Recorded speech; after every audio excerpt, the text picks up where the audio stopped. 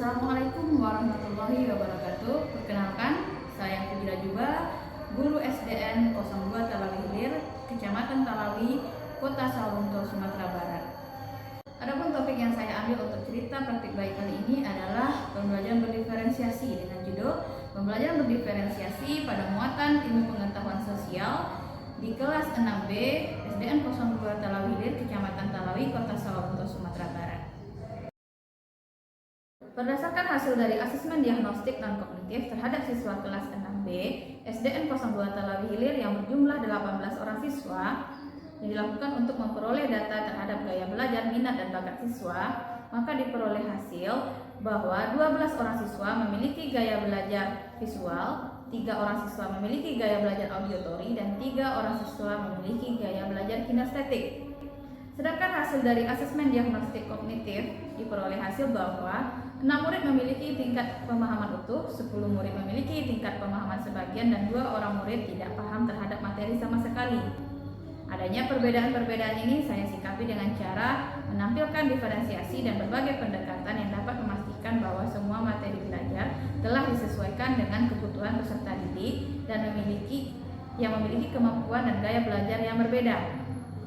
Berdasarkan hasil asesmen yang saya lakukan tersebut, saya membentuk 5 kelompok, 3 kelompok visual, 1 kelompok auditory, dan 1 kelompok kinestetik.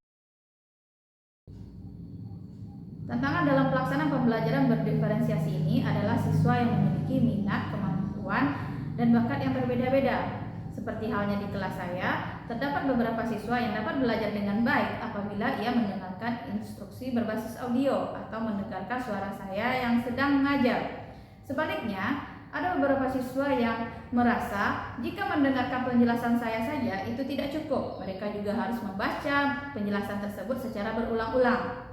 Dan juga ada beberapa siswa yang lebih suka memanipulasi objek terkait dengan konten yang saya berikan, serta juga ada beberapa orang siswa yang lebih suka bekerja sendiri, sementara yang lain lebih suka belajar secara berkolaborasi atau berbasis kelompok. Jadi saya perlu berusaha untuk dapat memberikan pembelajaran yang sesuai dengan kesiapan belajar siswa berdasarkan asesmen awal yang telah dilaksanakan sebelumnya.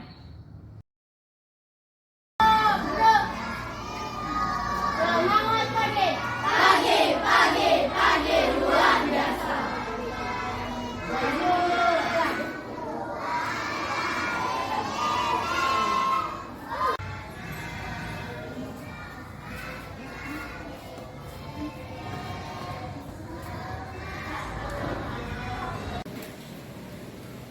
Doa bidaya.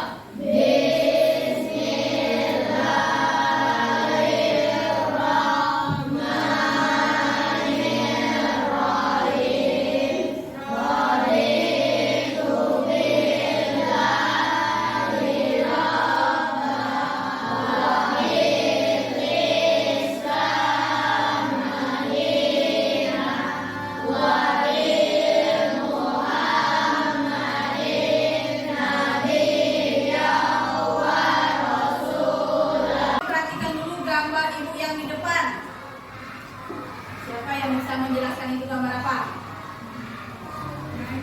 Gambar? Gambar wajah Nona menangis. Siapa yang hari ini perasaannya seperti yang gambar di depan? Adakah di dalam kelas ini yang seperti ini perasaannya? Tidak ada, alhamdulillah. Kita lanjut lihat gambar yang kedua. Ini gambar apa? Betul, gambar emosi marah. Di dalam kelas ada yang sedang marah? Ada Fatih marah?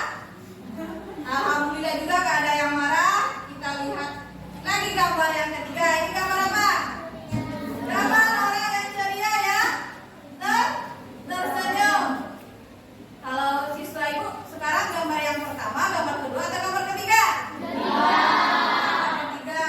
Berarti kalau gambarnya yang ketiga kamu semangat untuk belajar kan? Semangat? Coba tepuk semangat.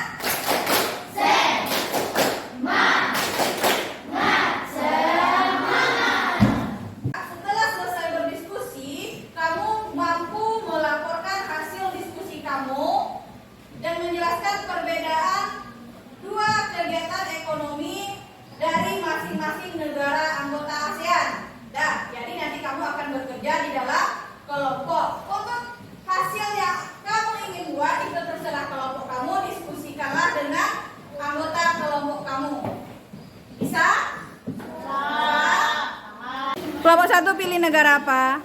Singapura sama Brunei.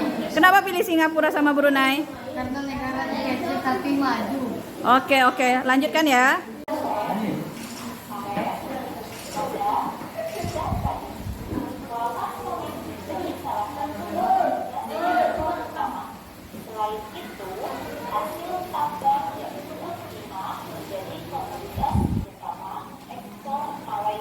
Kelompok 4, kamu untuk mencari materi pembelajarannya sebenarnya boleh pertanyaan, tapi setelah kamu dapat materinya, kamu kembali lagi ke sini untuk membuat laporannya. Bisa?